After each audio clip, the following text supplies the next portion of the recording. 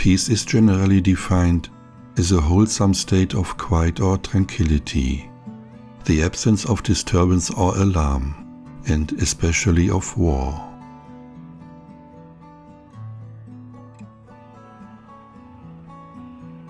Peace in today's terminology is the general state between people, social groups, or states in which existing conflicts are settled within legally established norms without violence.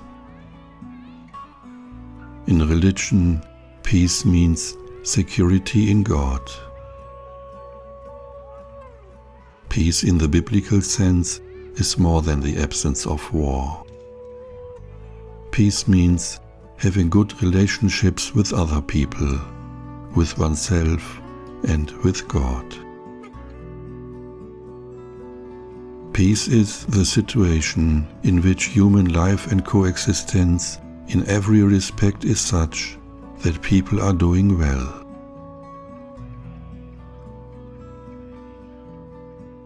Peace also means human beings maintain a good relationship to nature, to God's creation.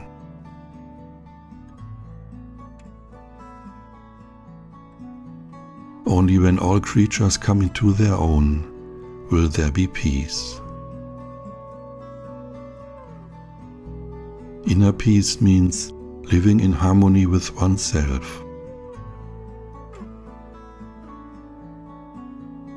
Inner peace enables one to find peace outwardly and to bring peace into the world. The idea of peace is also closely linked to the idea of justice. You can also create peace in the family. For example, when experiencing a dispute, you seek solutions that are good for everyone involved. Individuals are also of importance when considering large groups or even countries. Politicians, as individuals, are the arbiters of war and peace. Peace must grow from within.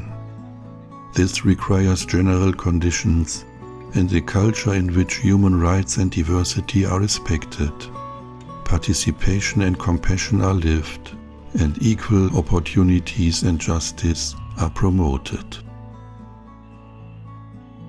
These ideas are shared by many peoples and religions.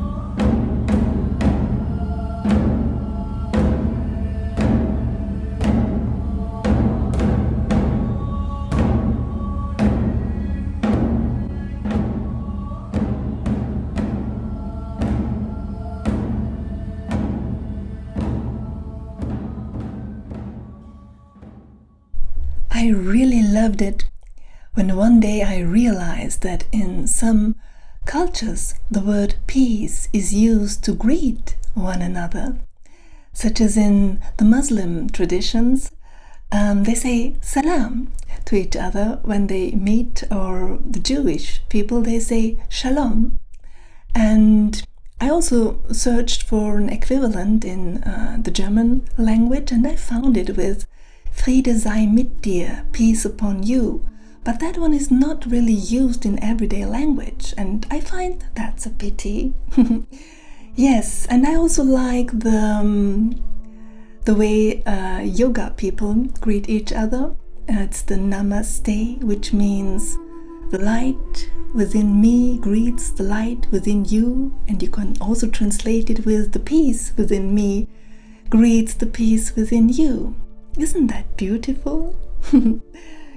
I really believe that it is mandatory to develop a peace consciousness, because in order to have peace in this world, we have to realize the quality of peace within ourselves first.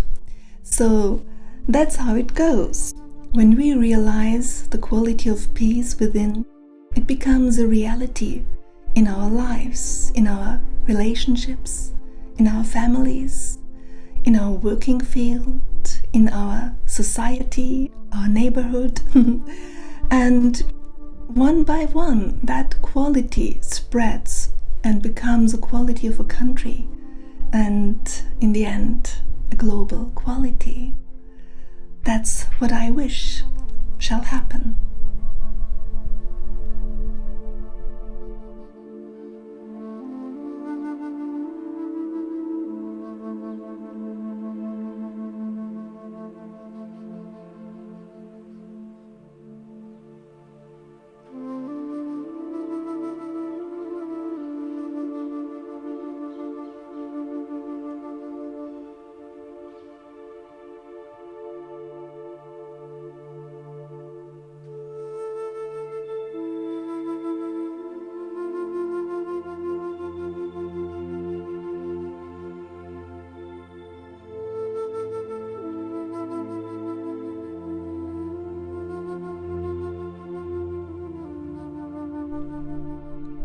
For me, the concept of attaining peace is a radical personal one by now.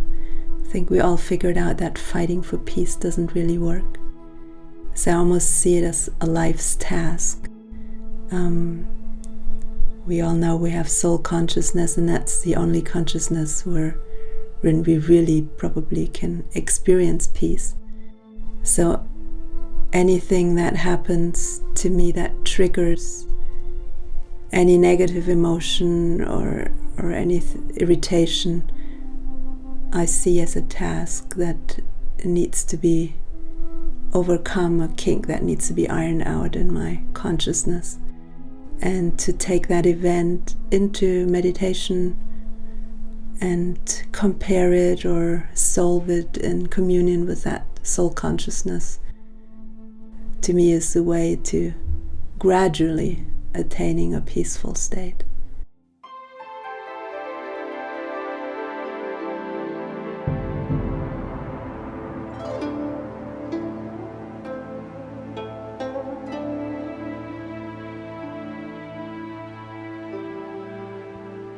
Lake Shrine in Pacific Palisades near Los Angeles is a World Peace Memorial. This site belongs to the Self-Realization Fellowship, a worldwide spiritual organization founded in 1920 by Paramahansa Yogananda.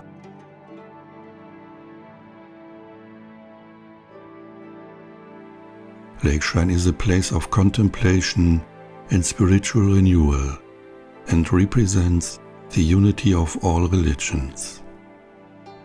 Behind the Golden Lotus Archway, in a wall-less temple open to the sky, is the Gandhi World Peace Memorial. A brass container holds a portion of Mahatma Gandhi's ashes. It is the first monument in the world that was built in honor of Mahatma Gandhi, the greatest apostle of peace in the 20th century. Yogananda said, "The non-violent voice of Gandhi appeals to man's highest conscience. Let nations ally themselves no longer with death, but with life, not with destruction, but with construction, not with hate, but with the creative miracles of love.